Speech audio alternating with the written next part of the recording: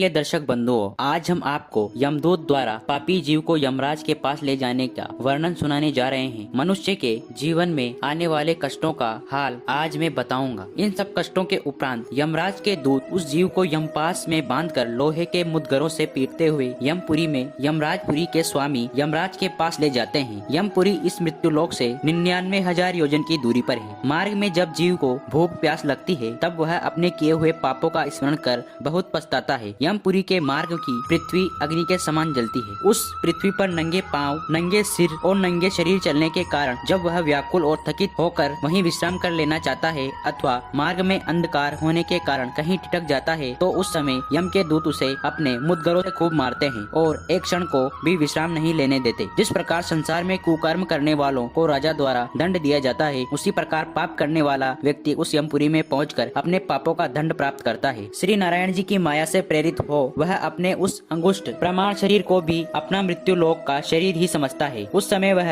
अपने परिवार वालों और सेवकों को बार बार स्मरण कर पीछे फिर फिर कर इस आशय से देखता है कि उनमें से कोई मेरी सहायता करने के लिए आ रहा है अथवा नहीं। जब उसे कोई भी दिखाई नहीं देता उस समय वह बहुत पछताता है। उस समय यमराज का आदेश सुन चित्रगुप्त उसके कर्मों का लेखा जोखा देखते हैं।